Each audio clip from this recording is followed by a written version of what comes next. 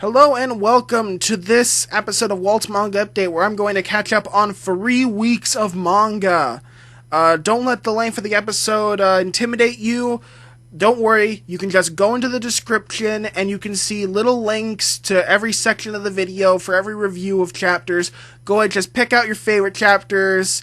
I never expect anyone to sit through all these chapter reviews, honestly.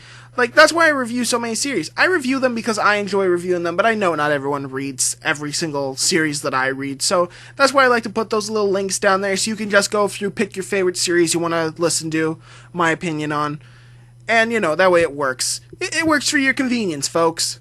So anyway, long as fuck episode. Apologize that this took so long for me to finish, to get to. And let's just have some fun. Alright, let's do this. Bleach, chapters 485 to 487. With 3 weeks, I would assume that Bleach would do something. And I guess they have done something, but let's take a step back. Take a step back from if you're a Bleach fan. Take a step back from if you're a shonen fan in general. Just take a step back and really ask yourself the question, looking at, let's say, the whole arc as a whole already. What has happened?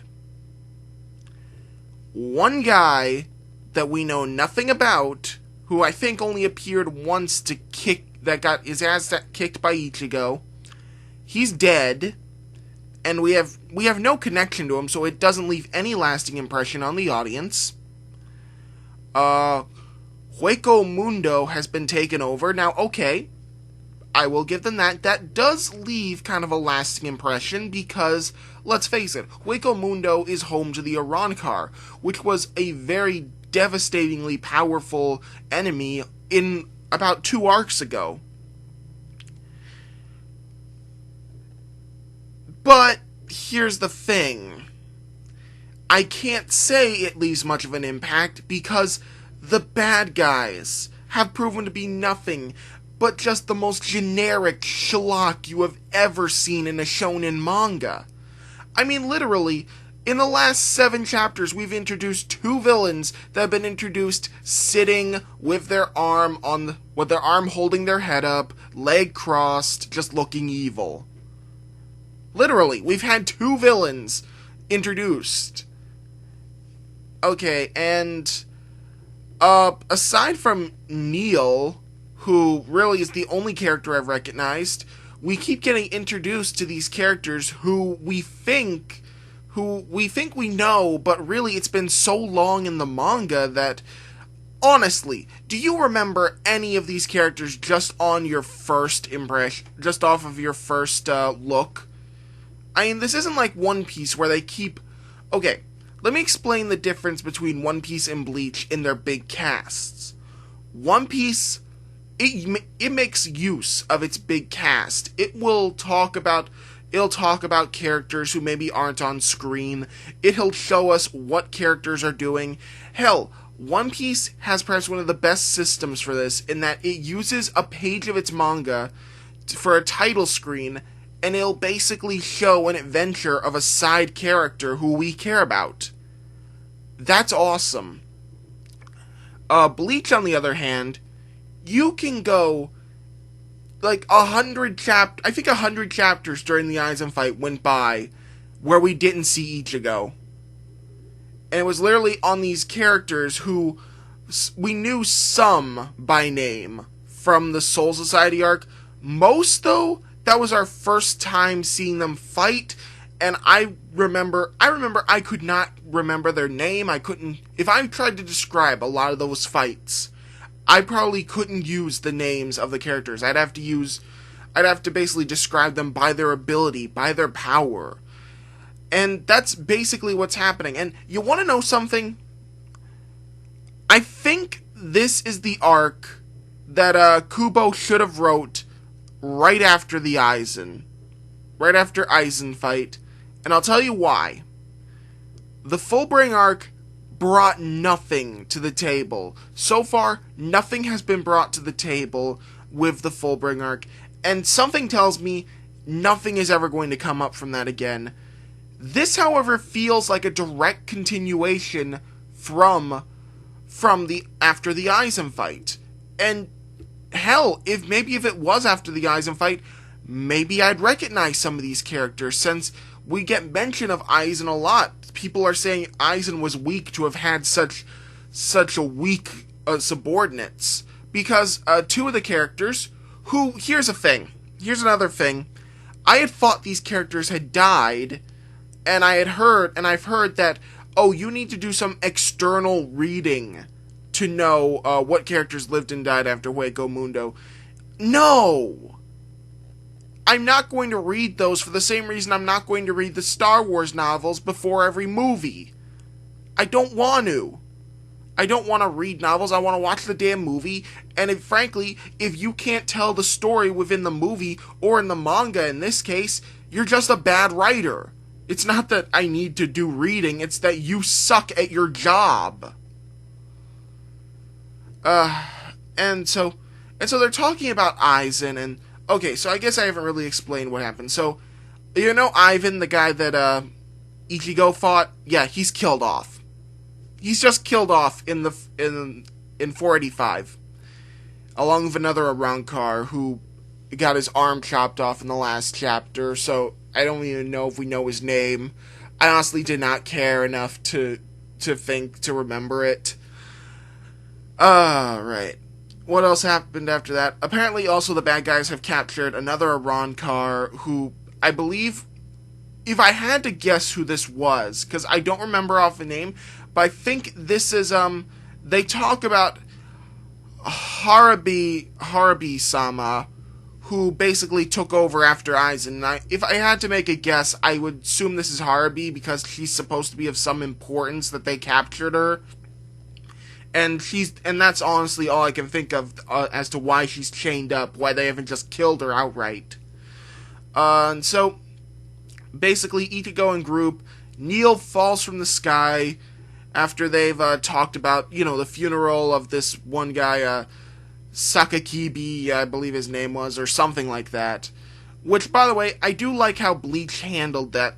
I actually like something about Bleach for once. I like how Bleach handled that, because you didn't really have to feel sad for the character that died, more as you had to feel sad for the character who it actually mattered to that he died.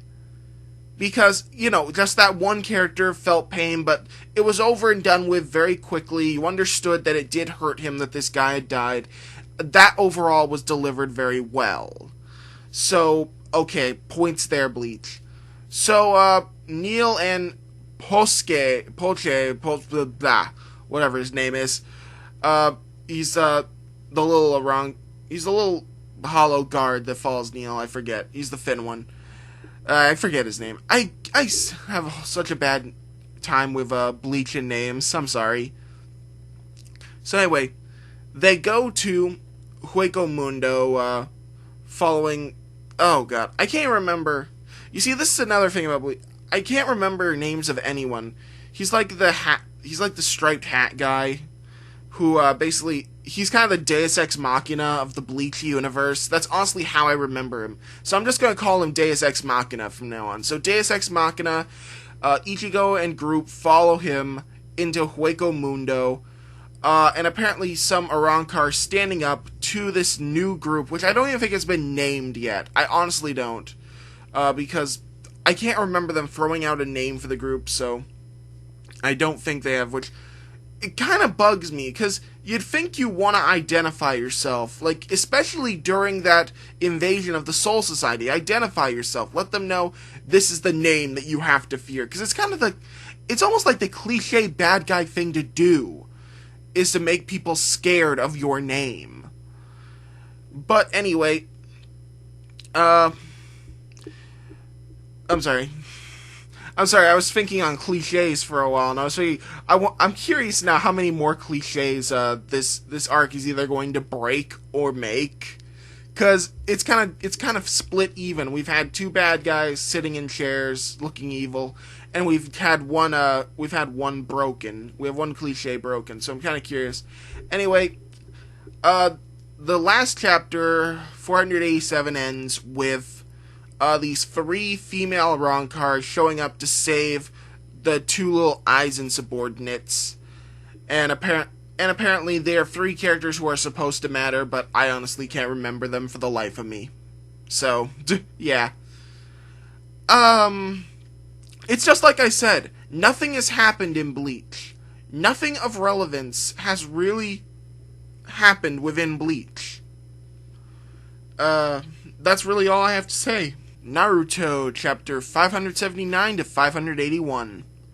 So, these 3 chapters were dedicated to fight between Sasuke and Itachi versus Kabuto. And, the first chapter, okay. 2 things happen this chapter. 2 things I have to bring up. The first, Itachi looks around the cave to see if he can find Kabuto after he disappears, leaving just a bunch of snakes behind.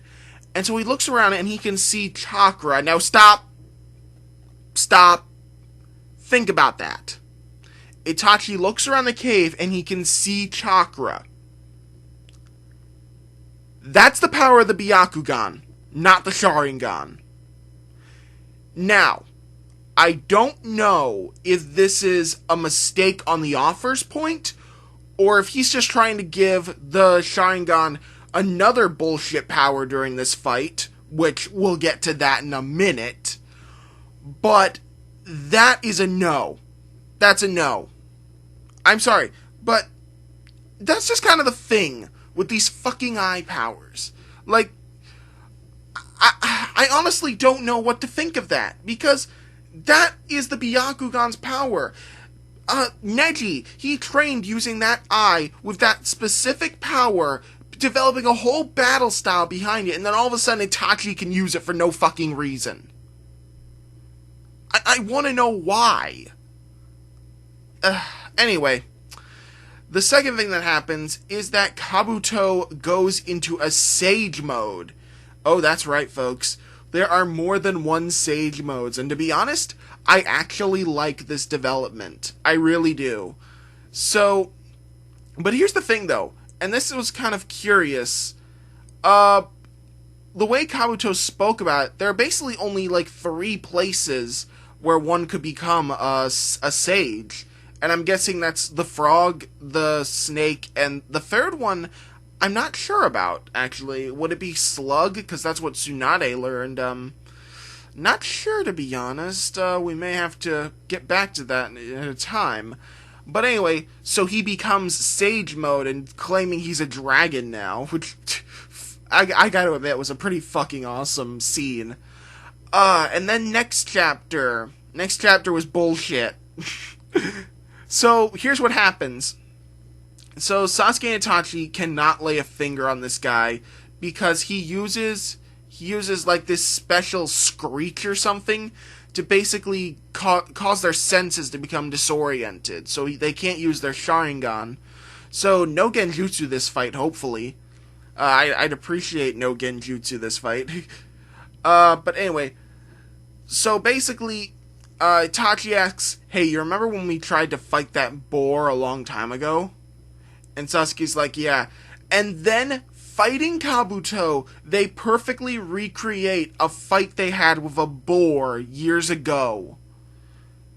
Okay, what if Kabuto decided not to act the way you were expecting to, and completely fucked up your plan? Or what if Sasuke didn't remember that boar fight? So many holes in this, but of course, and it proves unsuccessful because all they do is chop off a piece of his horn. And so that leads into the next chapter where they put the fight on pause because Kabuto has to ask Sasuke the obvious question of, why are you fighting with Itachi in the first place? Why don't you join me, man? We're gonna destroy Konoha. It's gonna be fucking sweet, and we'll make some hamburgers and hot dogs afterwards. And Sasuke's like, fuck you, I'll destroy Konoha on my own. This is my decision, and I don't need no help from some little snaky son of a bitch like you. I don't know why I turned Sasuke black for a second. Or a really bad white person's impression of a black person, really. Anyway, so, and of course, all this is, and of course, Itachi says afterwards, I'll tell you everything you want to know after the fight, which is basically saying, oh, I'm going to die after this fight, so you're not going to learn jack shit. Except the very vague message that I'm going to leave you with my dying breath, because I'm a douche, and I'm not just going to outright say shit. How are these chapters? Better than Bleach, surprisingly. Better than Bleach, but of course, they still sucked. I'm sorry. They still sucked. One Piece, chapter 661 and 662. Now, One Piece knows how to do it right, goddammit. Okay, so, how do the chapters go? Well, the start of 661 is the Brownbeard pirates, who we saw last attacking Law before the time skip.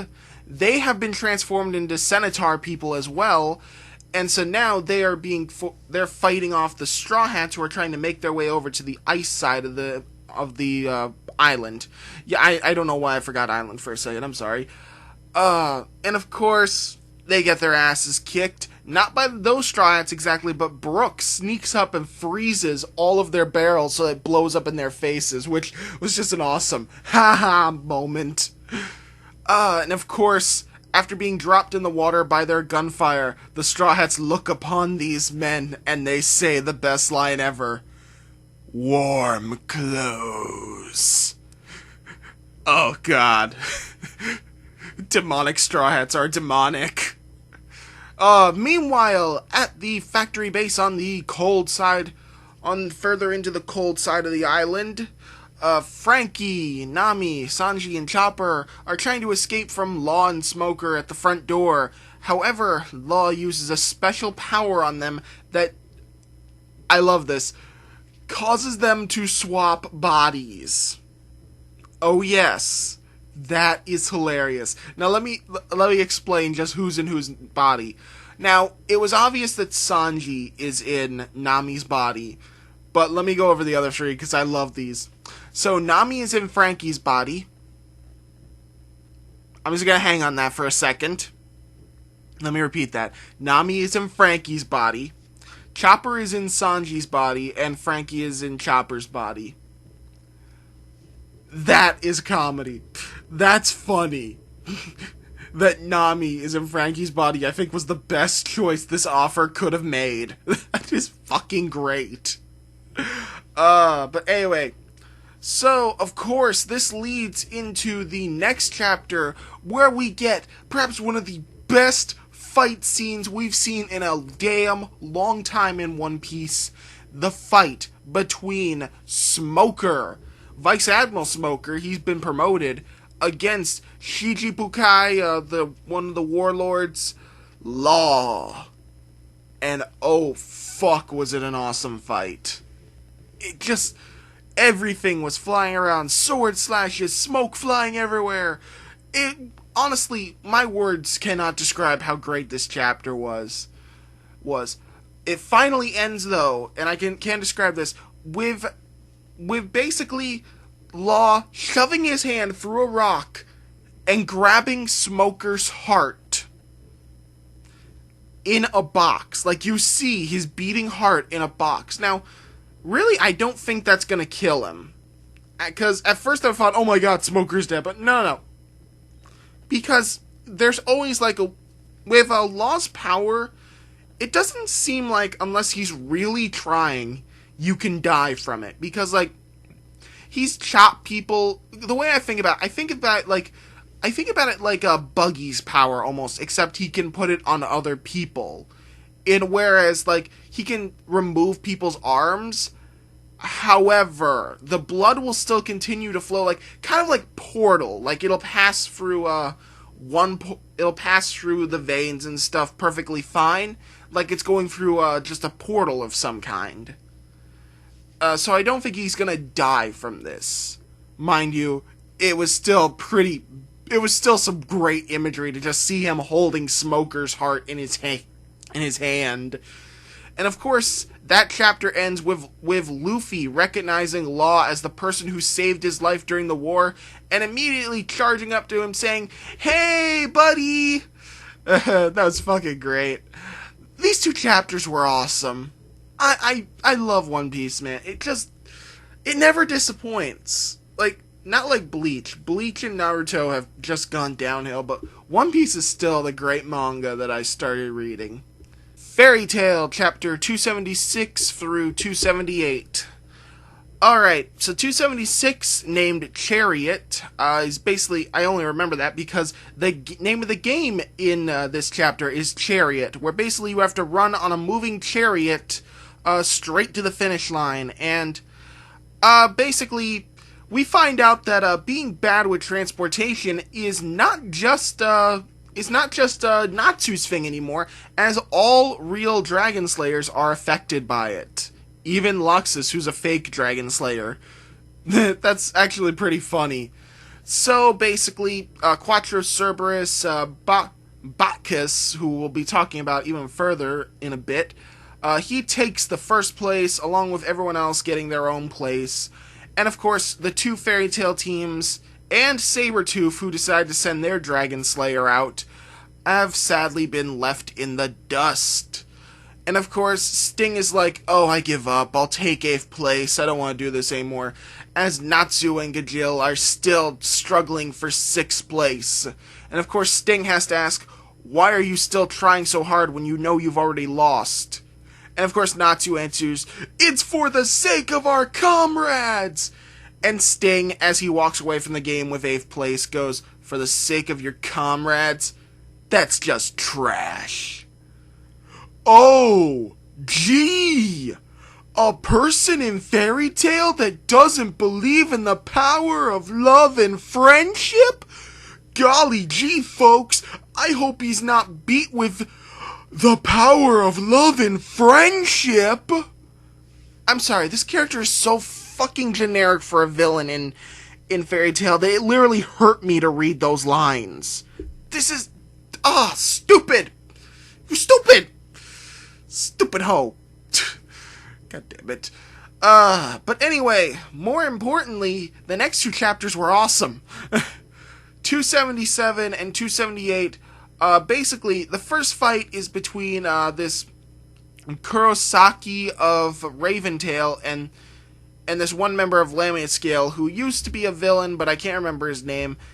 And so, of course, we get this really stupid scene that shows this evil snake guy is apparently very evil and all that. But more importantly, there's a fight between Bacchus and Elfman, and really you're almost thinking, oh, Elfman's gonna lose this. This guy is basically said to have been on par with Erza 7 years ago, and now he's done nothing but get stronger. What exactly do we expect from this fight? And so, you think Elfman's gonna lose, but then Bacchus says something so amazingly evil and douchebaggy that it's wow. Here's what he says. "Hey, if I win, let me have your sisters for a night. Both of them at once." After that one line, only one thought remained in my head. Elfman has to win. Elfman has to win. And so next chapter, we get the fight between Elfman and Bacchus, which I'm sad that only lasted 1 chapter, but basically, Elfman is getting thrashed by this motherfucker, who's apparently like a drunken fist-style fighter who's already beating him without drinking any alcohol, so we already know he's not even going serious on the guy. And so Elfman, apparently sure that he's gonna win, decides to take up the bet, saying, if you guys lose, you have to rename yourself the Quattro's Puppies. And the guy's like, alright, let's do this. Drinks his alcohol, goes in for the final kill against Elfman, and finds that his hands were what was hurting that attack. As Elfman takes up the Lizard Man Beast Soul, which has basically like scales that are harder than his hands. So, it's basically a fight between a tank. It's basically a fight between a melee tank and a melee DPS character. who can win, defensive stats or attack stats. And basically, of course, Elfman wins. And, oh, this felt so good to see Elfman win a fight. Especially this one, after that. I'll take both your sisters at once. That was such a fucking douche move. That was such a dick move. But overall, Fairy Tail has been surprisingly good these last few weeks, so overall, that's very nice. That's very good. Reborn, chapters 378 through 380. Since when the fuck is Skull a zombie? No, seriously. You remember when Skull kind of got stabbed through the face and out the back of his skull? Yeah, well, apparently he's undead and he can't die from that. Actually, no, that makes him better than a zombie because his brain got fucking blown out. So, he can't die. That's weak. That's fucking stupid. Why can't he die? That's something that requires a little more explanation than it's a good thing due to his undead body that he can't die. Although granted, now I want to see a comic of the first time Reborn met Skull, where he was desperately trying to kill him and couldn't. I think that'd be funny as all hell. Oh god. The Great Reborn, bested by a man who's already bested death. Awesome. So, what happens is Vintage, or no, not Vintage, that's the word the only knows. Vindice, is it Vindis or Vindice? I'm gonna say Vindis because I think that sounds better. Vindis attacks an off-the-record brawl, attacking all the teams with one of their members, and of course, each of their members apparently is so fucking powerful. Oh god, that's horrifyingly scary. It's like they're able to go toe-to-toe with all the team members of all the teams so easily. In fact, smashing Cornello's boss watch as Itsu. Oh, no, wait, I have the name right in front of me.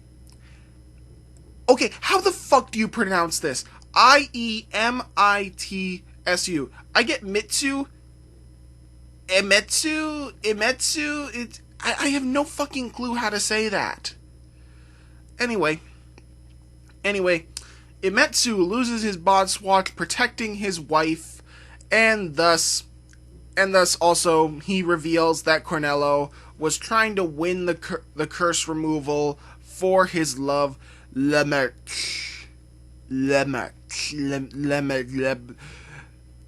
chick. Fuck it. God damn, what is with this series of names? It is also revealed that Reborn has no interest in curing the curse of his own, but in fact, he has been working solely on one thing, and that was turning Sawada into, or Suna, Sawada, blah, blah, blah, blah. All that stuff. Oh god.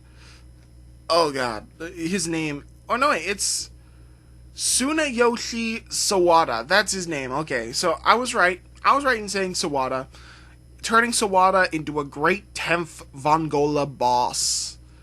But of course, after that brawl, as the clock hits midnight, and this was a great dick move on this manga's part, the buzzer goes off, signaling another fight, mere moments after the original fight and the off-the-records brawl.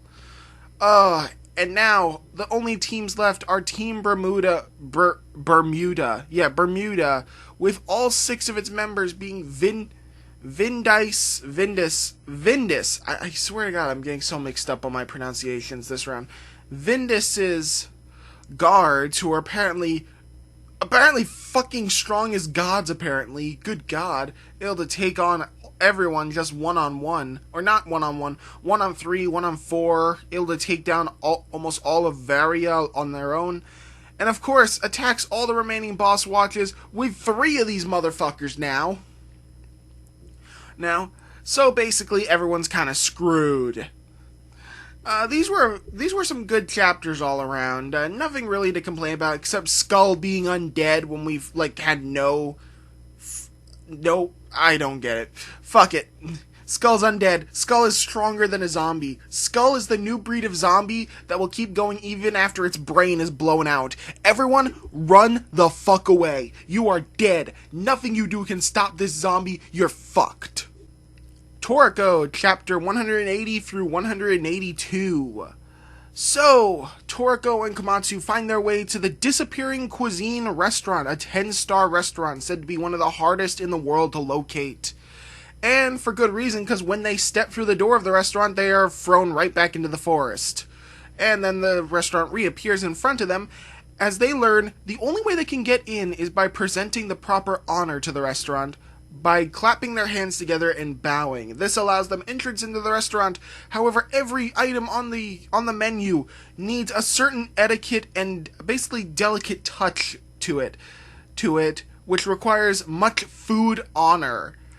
First food luck, now we got food honor, folks. Stick with me on this. So of course, Toriko and Komatsu unfortunately cannot eat most of the food. They're able to eat some of it. However, there is one man across who's also eating at this restaurant who is able, even though he's eating so roughly, able to scarf down all the food with no trouble. And this man is one of the master of the of the what temple? I'm sorry, I forgot. Shokurin Temple. Shinshi. What? I feel like I'm making fun of the guy. No joke, his name in the manga is Shinshi. I feel like I'm making fun of the guy for being Asian. I feel horribly racist for saying that, but that's the name given in the manga. That's fucking awful. Anyway, we do learn something very interesting in the next chapter that I want to bring up, and that is, you remember the mountain that fell on Komatsu and Sani? That was his name. I'm sorry, I had a brain lapse. Toriko, Komatsu, and Sani had to fight off a mountain during the Death Waterfalls. It turns out that this guy, Chin, he's the one who threw that waterfall down the threw that mountain down the waterfall. I'm sorry, I'm getting all my words mixed up. So, let me repeat that since I think I might have confused some people. Toriko, Komatsu, and Sani had to fight off a mountain that was falling down the Death Waterfall, and this is the guy that threw that giant mountain into the waterfall to begin with. That's badass. This man has officially just been labeled badass among badasses for being able to throw a mountain into a waterfall. That's awesome. So, they arrive at the I'm sorry, I need to look at it again.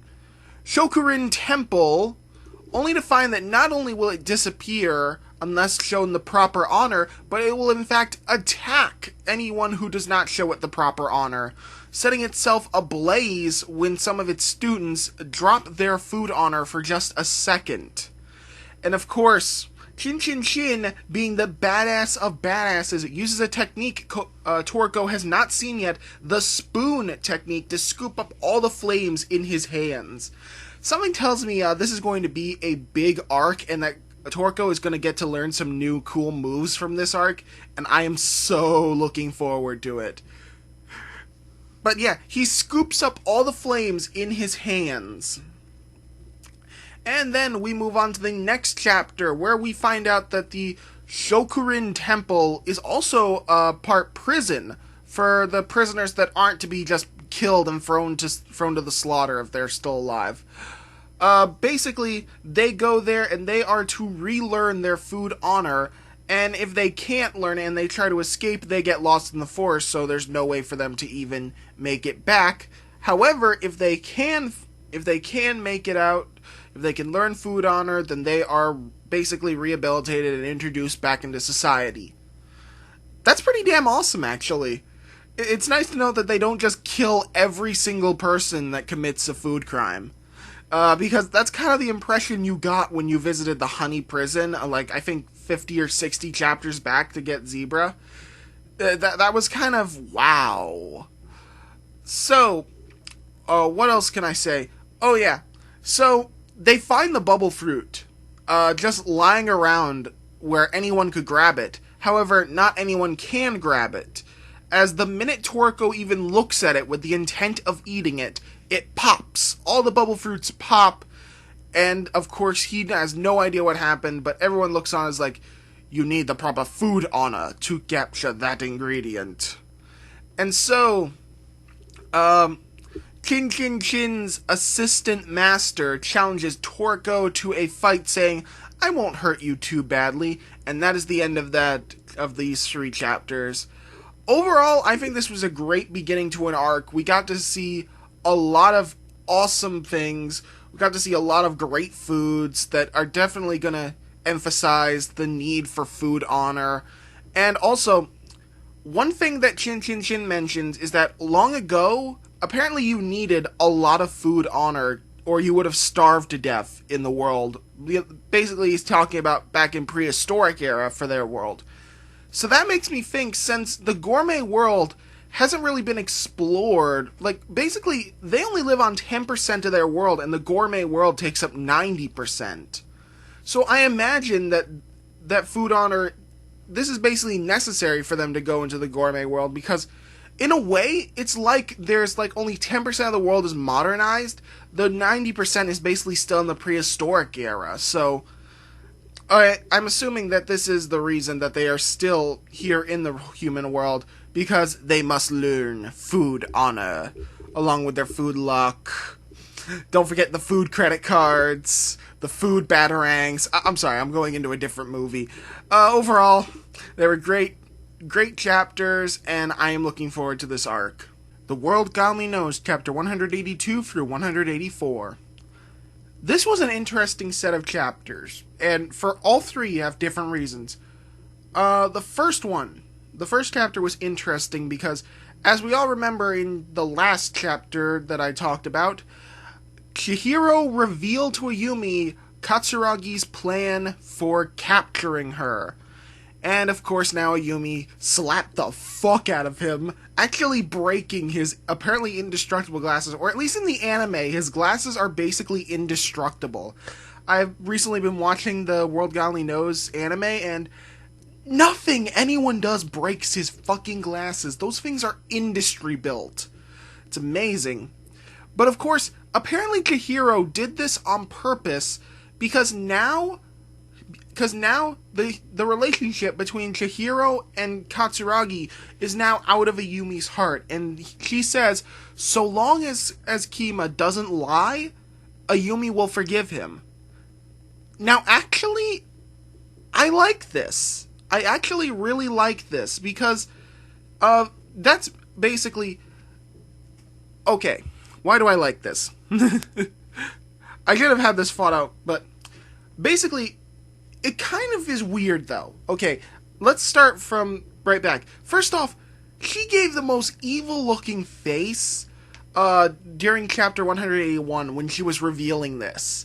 Like, she knew that she was ready to bust up his entire plan. Like, she had no more interest in Kima at all and just wanted to destroy whatever plans he had.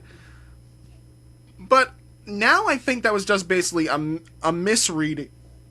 That was basically just misleading for the audience, as now she had a very different goal in mind. Okay, in a way that works on a weekly basis, but reading through the series as a whole kinda doesn't work. Kinda didn't work there. But it's very interesting to see Ayumi basically is just running about now. She doesn't know what to think, what to do. And this is great, because Kima then comes up on a white horse and tries to basically propose his love to Ayumi. And she says, marry me. Into the next chapter, they wake up Ayumi's parents to tell them that, so that Kima can introduce himself and say that he's going to marry their daughter. And this whole sequence of events is fucking hilarious.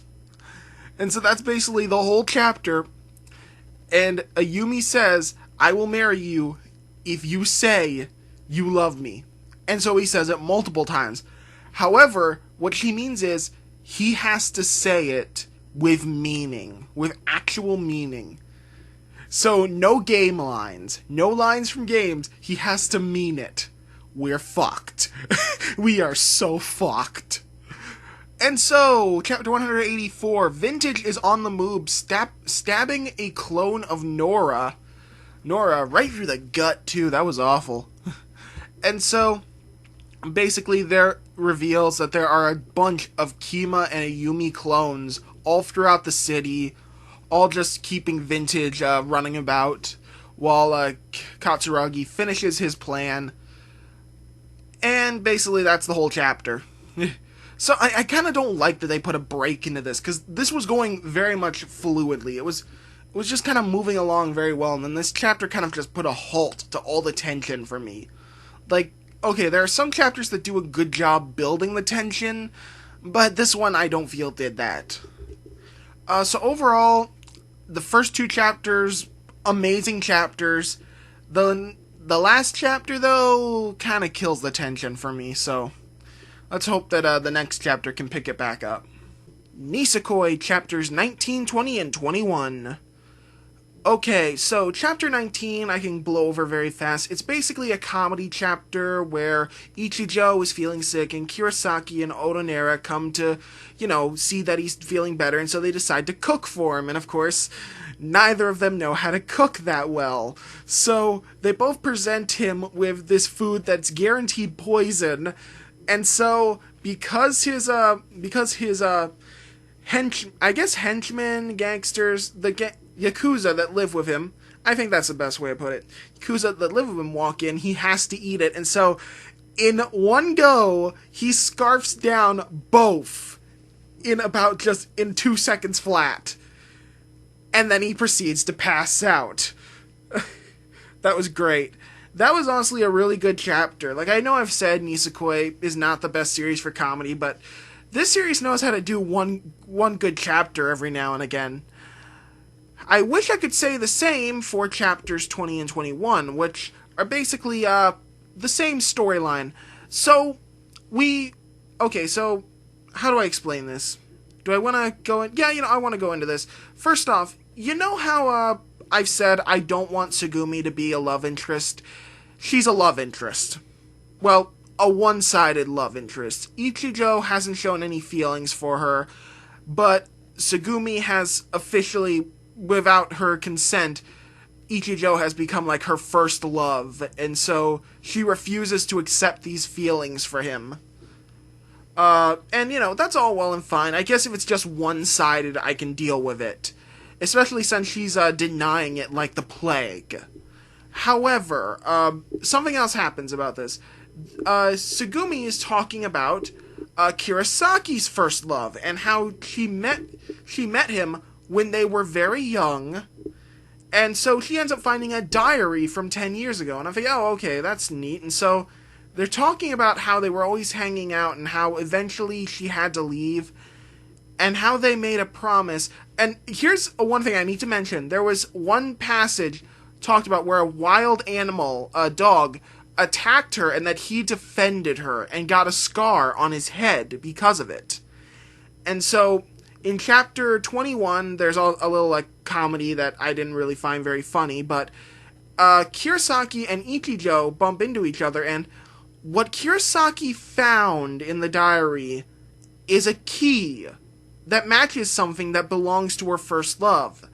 And so when she bumps into Ichijo, she drops the key, he sees the key, his hair goes back, and she sees a scar on his head that's apparently just like the one that the boy who defended her from the wild dog got. I didn't like this. I'm going to be completely honest. I did not like this.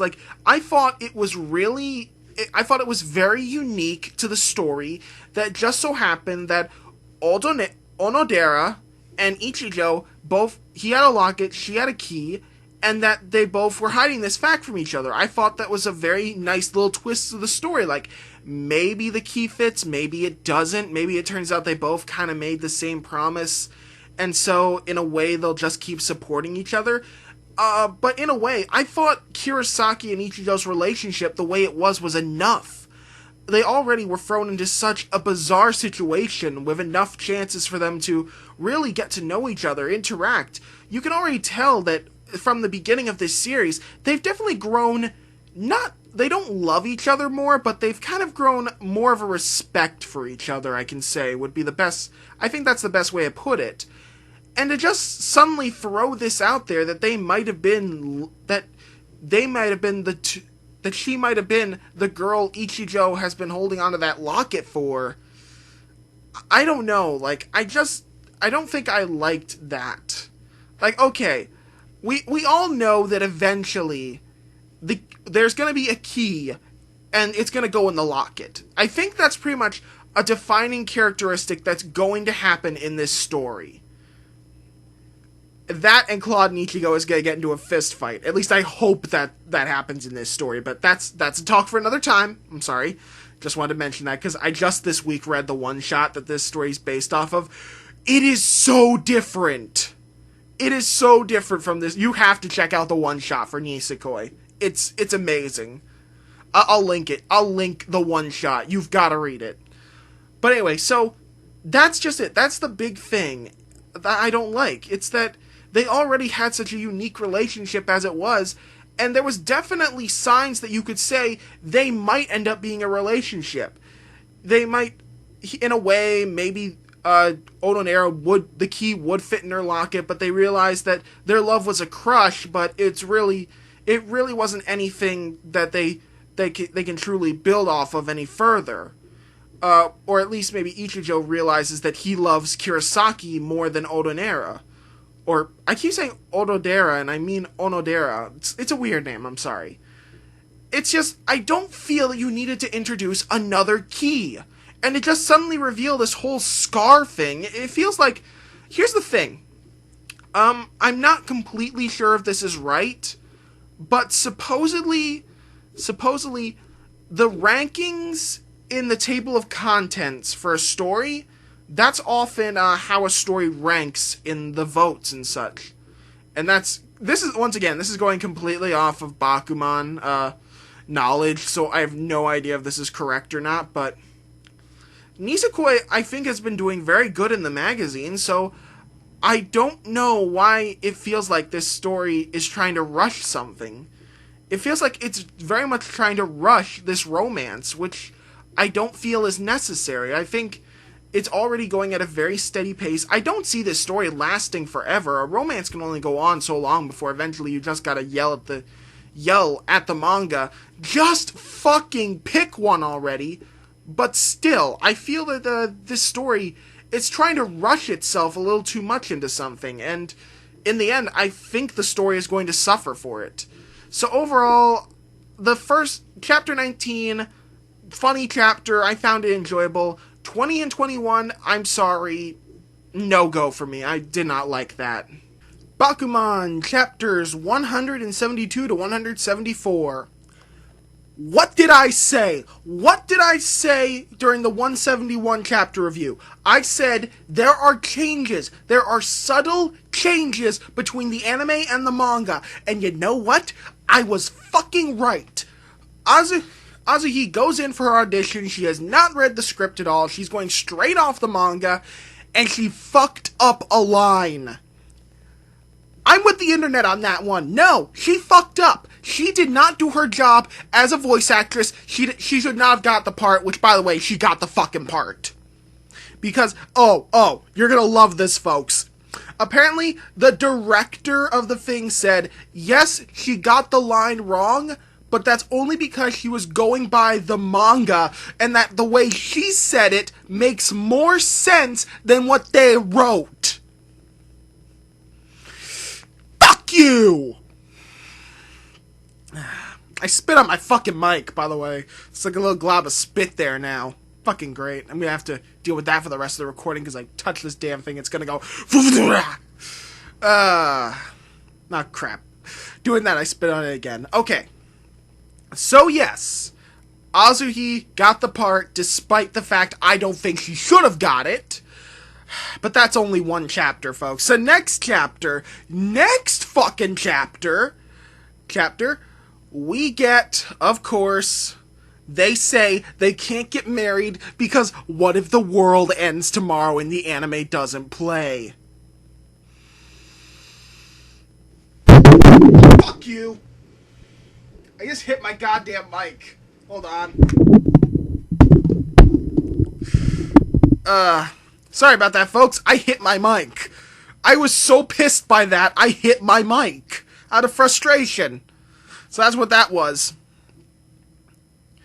Alright, so, yes. I defended this romance for a while. Because, honestly, I like the idea of a pure romance like theirs. I do! I fucking do! But I can't do it anymore. These motherfucking idiots! The fact that the world could end tomorrow is the reason you want to get together! It should be your reasoning! But no. They have to wait. And we still have to deal with the end of Reverse Eye, which is going to end 2 months before the manga. It's going to end before the anime actually airs. They're ending in July. I think they're ending in June or July, and the anime airs in August or September, so there's... Excuse me, I had to burp. There's that problem. Yes. And of course, everyone is like, do what you gotta to make it a masterpiece, and even the editor-in-chief is like, I can't allow this. But then another scene is like, I can allow this. Bakuman used to be good. It used to be. But, of course, they end Reverse Eye, and it goes off without a hit, and honestly, I did like the last few pages of the Reverse Eye manga. I wish I had a chance to really read it, but the way it was made, you could really feel like there was a lot of weight behind it. So overall, very, I don't know what to say. On one hand, for the first time, I hit my mic out of frustration. On the other, I did like the ending to the last chapter of the 3 that I'm reviewing. Yeah, I'm sorry, I can't give this a good review. If any manga ever causes me to hit my mic out of frustration, that's it. That manga gets a straight up, I hated this. Kenichi, chapter 468 and 469. Fuck yes, these chapters are awesome. These 2 chapters are basically the fight between, Akira, the karate master on par with the 100 Dan Sakaki Shiho, and Jinazed, the demon. Oh yes, these were awesome chapters. Both of them are fighting on the side of a tower as Jinazed is just running around this fucking tower like a goddamn baboon, just literally using all these all over the place moves to try and take down Akira. And of course, Akira can't. He should be at a disadvantage because karate is made where 2 people are on equal planes. Akira don't give no shits. Front kick that motherfucker, and front kick again, and front kick again. Oh god, this was fucking great. Or maybe he's just decided I'm going to defeat my opponent with front kicks today. He's a kind of a stubborn guy, you know. That's a quote from the from the chapter. It was fucking great. I love these chapters. There's not much to talk about though. I guess I could talk about who do I think's gonna win this fight. I'm gonna have to say Jinazed because this is kind of a scary motherfucker. I think this guy really has an advantage over Akira that he's yet to show, or really he has shown it because his style of fighting is basically he really does have the advantage in this fight. It's just that Akira's a stubborn motherfucker who won't accept it. However, at the end of the last chapter, he did jump back, showing that, yes, this asshole is a scary motherfucker. So, overall, both chapters are awesome. Not much else I have to talk about. Hayate's chapter 355 through 358. And we begin with 355 about the barbecue quest. Hayate has no money, but he has promised to buy barbecue for all the attendants of the house if they do good on exams. How will he make the money? Well, in an interesting way. It was pretty funny, to be honest. I laughed, so overall I can recommend that chapter. 356. We have a bunch of idiots trying to make videos so that they will prove which one is not the idiot. It goes about as well as you expect. Again, another decent chapter.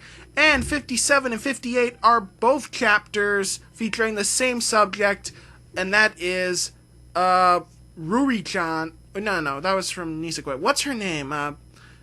The pop star. There are a lot of characters in fucking Hayate. The pop star does not know how to ride a bicycle, but has to ride a bicycle for a commercial, so Hayate decides to teach her. And also, this is something very interesting about Hayate's character that I'd like to bring up since the time skip, and that is Hayate has gotten a lot more merciless, and I actually like it. Because, you know, someone like him to be so nice after all the shit he's gone through, it almost doesn't work. But at the same time, it's very nice to see that he can be an evil bastard after everything he's been through, after so much. So overall, all 4 chapters I found to be very enjoyable, something that does not happen often with Hayate, sadly. But overall, great chapters, and you should be reading this series if you're not, because it's an awesome series. Beelzebub, chapter 149 through 151. Again, 3 chapters, nothing happened. It's almost the same as Bleach, only, well, I suppose more has happened in Beelzebub than has happened in Bleach. Basically, there's just a ton of unfunny gags after unfunny gags. A bunch of fight scenes were just completely skipped over, like always. I mean, the whole point of this being, like, a manga with art is where you actually get to see something, like a page dedicated to a few punches thrown. That's all I'm asking here. However, actually, I gotta admit when I say that I believe it was chapter 149 actually had a scene of Hajime finally fighting to protect his niece in a way. So that was pretty cool. We finally got to see a little bit. But really, I think I can't remember one goddamn thing that happens in chapter 150. Not a goddamn thing. Okay, the new guy.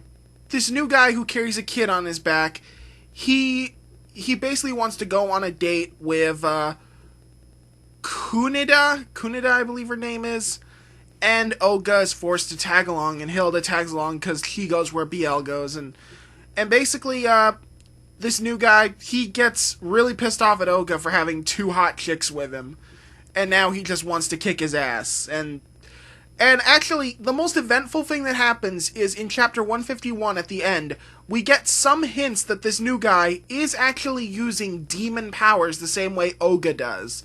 So, maybe we still do have a chance for a demon baby fight. I don't know anymore. I'm not even sure if I'm interested enough to care anymore, sadly. It's just, the whole thing is, this is a comedy series, and I'll admit, when I started reading, I laughed a lot. There were a lot of really funny jokes, and even now, in more recent chapters, there have been some really funny jokes that have kept me reading this series, but nothing has happened in almost 5 or 6 weeks to make me want to keep reading this series. I don't know. Overall, I can't say that these were good chapters. No, these were lousy. Detective Conan, chapter 811. Okay, I hate you all. I've been saying Bourbon, and it's pronounced Bourbon, and not a single one of you fuckers knew to correct me. I don't know if that just means you're an asshole who likes to listen to me be an idiot, or if you guys are idiots and you didn't know I was mispronouncing it. I really hope it's the first one. I really do. Anyway, this chapter was the end of a case, and as you know, I refuse to talk about that, and I'll tell you why. Because you want to know something? It's so ironic, because the person who said I should start talking about the end of cases is the same person that made it a rule on my show that I will not talk about the end of Detective Conan cases. Because that motherfucker has spoiled more cases for me, that goddamn whore! So, fuck you, and you know who you are. You know who the fuck you are. Anyway, I can talk about the fact that chapter 810 and 811 have the same cliffhanger, where Iba basically goes up to see, is he really Bourbon? Bourbon. That's what I mean to say. Bourbon. And he stops her. It's the same damn cliffhanger twice in a row. So stupid. Anyway, my feelings on the case, it was a very simplistic end to what was basically fought up right on the spot that morning. So overall, I did enjoy the case. I thought it was it's very interesting what this guy was able to think up on his at the very last moment. And so overall, I think it was an okay case. Nothing too big, but definitely okay. Gantz, chapter 360. So, this time we join back up with Cherry, as he's called in this chapter. I can't remember if that's the name he's referred to as throughout the whole manga, but you may remember him as the guy who has all the psychic powers and shit, and I like that. I really like that. Anyway, what happens is he hallucinates that his girlfriend and his mentor are still alive. However, once it's revealed that they are not in fact actually there and they're all a trick in his mind, he removes the bomb that the Gantz people had placed in his brain using his powers, and is now proceeding to pretty much wants to fuck everything up. Meanwhile, all the giant robots controlled by the humans are charging the shoreline, ready to take down the tower, their target, while some strange people in suits still in the city are watching in a hotel room that somehow still has electricity. Very interesting. But what's even more interesting is that all their forces are decimated by a lightning-fast counterattack. Overall, it was a pretty decent chapter. It's always interesting because of course, in a series like this, there are bound to be a lot of chapters dedicated to just the mental breakdown of people after almost their entire race has been destroyed by aliens and all that. It's very interesting. I very much enjoyed this chapter. To Love Ru Darkness, chapter 18. So, acting as sort of a throwback to the old To Love Ru series, which was a weekly gag series with no real story, this chapter is very much just a comedy chapter in which two of the main character, Rito, and one of his love interests end up switching bodies. Because that a lot of the older To Love Ru did that, just had all these weird little gadgets that would have all these weird effects on people's lives, and they would make humor about it. And it was really enjoyable. It was very good. But of course, I think it kind of switched to the format that it's currently in because, and I'll confess this myself, it kind of got stale by the end. It really did. So anyway, they have to spend the whole day basically in each other's bodies, trying to act as each other, and of course, Rito, who's a complete klutz and who always ends up in these sexual positions when he falls over into another chick. This happens with his love interest instead, and everyone kind of takes it as she's getting a little bolder, so maybe we can get a little bolder with her too. And overall, it wasn't bad. I think it works, and I want to talk about this now. I think it worked better here than it would have if To Love Ru was still a gag series, because we don't mind a break from the story every now and again. There's nothing wrong with an author, let's say there's kind of a drop down in story, like something big happens, and say he just wants to take 2 or 3 chapters to have a little fun with his plot. That is perfectly fine. In fact, that can actually improve a story in a lot of times, where, you've had this big dramatic moment in a story, which is actually something that did just recently happen in this manga. So, basically, you just kind of take a moment, just establish, they live in this wacky world. These wacky things do happen. Toriko does it a lot of the time within its own big story arcs. And, so this chapter, I really think was really good, and I enjoyed it, so yeah, overall, good chapter. Liar Game, chapter 152. So, last chapter, there was a breakdown in communications. So, sadly, there's no longer any cooperation among the parties, and everyone's going to just bet whatever they want to. And they keep thinking Now is going to blame Akiyama, I believe his name is. I'm sorry, it's been a while since I've said the names of some of the characters. All the people controlling the... Is it the LGT group? Yeah, Liar Game Tournament group. I was right on that. Yay! All the people watching in the LGT control room think that Now officially really hates Akiyama, but she also sees the good that he's done. She doesn't mistrust him anymore, because really, here's the thing. I think it's obvious that Now was not going to hate Akiyama. She herself understands completely that her plan could fail. There are people that in fact wanted her plan to fail, and instead what Akiyama did was ending up putting a barrier on people's brains so that they don't want to bet over at least half of their coins. They always want to make sure they have more than half of their coins left, except for Haramoto, who bet every last coin he had on the last part, getting a lot of cards for himself this round.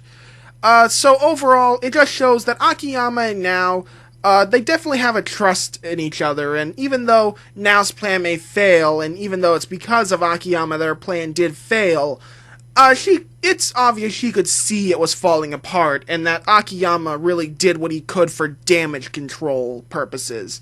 So overall, a very nice chapter, and I love how these little games can stretch on, and you just want to see them stretch on to see just what people will think up. That's what I love about this series. I really do. Baby Steps, Chapter 90 and 91. Or, I should say chapters, it's plural. Anyway, fuck it. So, these next two chapters, not much actually happens. There's not much to talk about. Chapter 90 is just this big sentimental chapter of everything that's kind of happened in Florida, and now he has to leave all his new friends behind, and so they all take a picture, and they end up all taking a page of his notebook to basically write well wishes to him. But his opponent, Alex, who was really the biggest opponent he had in Florida, actually ended up name-dropping the title of the series in there, and sort of in a way of writing an inspirational message. I apologize. I don't know. The word sounded right in my head, but as I said it just got clogged up somewhere. Anyway, and what he wrote is, if I can remember this correctly, baby steps make great strides. Do not quote me on that. I think that's what it said, but what it basically meant was all the little steps that Maru takes in order to become a better tennis player will eventually, when he reaches the pro level, become these great strides to becoming a great player.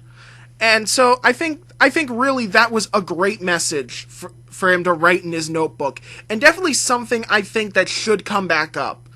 Now, of course, I'm just making predictions based on what's available. For those of you who don't know, right now in the magazine Baby Steps is running in, it's up to 200 chapters. So, we're far behind here for English readers, but, the people doing it, the people, translating this series have been doing a good job so far, and I really do appreciate it, so, who knows, maybe they will catch up, maybe a year from now we'll be all caught up with the series. Maybe, who knows? But anyway, so 91 basically was to show two things. One, it was to show that Maru has definitely gotten better with tennis, as his game has greatly improved in an area that he's used to playing in, after, training in such a rough environment like the Florida weather and all that. I live in Florida. I can tell you right now, fuck playing sports here. Look, not even just that I'm fat, even thin people have complained about this. It's just playing sports in the heat of fucking Florida. It's the worst goddamn thing. It really is. Just the sun. The sun and the humidity will completely sap any energy you have to do anything in 2 seconds flat. And any Floridian will tell you that I'm right. But anyway, the second thing is that Maru and his love interest Nachan have a little time to talk about his trip to Florida, and they come so close to making a little progress, only for another rival of Maru's to interrupt. Yeah, and so the chapter ends with him being like, God damn it!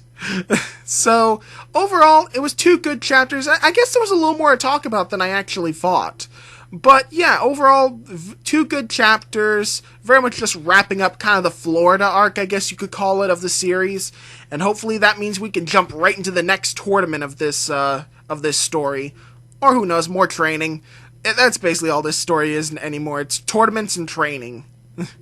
Shaman King 04. This time it is the backstory of Lysel, where we learn about his, well, I guess the best way to put it is his brand of justice. You see, after Lysel's parents are killed by Hao because they wouldn't join him in the Shaman King fight, he's taken in by this rich entrepreneur, I guess is the best way to put it. Guy's a big motherfucker, too. that was the only way I could describe him, too. He's a big motherfucker. Anyway, he's taken in, just like this other child, who becomes, get this, the name was Wat Hudson. And, of course, Lysel, in this chapter, decides, why don't I start my own detective company so I can learn to become a better detective? And Wat Hudson decides to become his assistant. Okay, so basically it's kind of just playing off the whole Sherlock Holmes thing as a joke, because, oh, he's British, and he's got now a Wat Hudson in a way. He got his Watson in a way. But anyway, Wat Hudson is killed by the man that took Lysel in.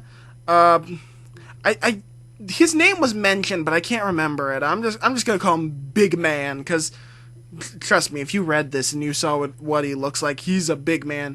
And it turns out that he was only taking in children because he wanted to find someone with the shaman powers, just like Lysel's father. However, Lysel, of course, has trained her shaman powers to be able to take out the 4 gunmen he had with him, and takes down the big man with no trouble whatsoever. And so, of course, the whole point of this is, Lysel's decided already that he's going to kill Hao. There's no ifs, ands, or buts to him. He wants to. And Watt basically is telling him that killing will get you nowhere, because he has his own experience, how his parents were kind of drunkards and stuff, who basically abused him, and how he killed them both and took to the streets and before he was taken in and pretty much, well, he's killed off, so... And so basically he tries to pass that on to Lysel, and of course, if you've read the manga like I have, you know, sadly, I don't think that lesson stuck. Overall, this is probably the weakest of the 4 I've read, but of course there's still one more of the Shaman King 0 series before I can really decide which one was the weakest. But it was still okay. But this was definitely the weakest of all of them.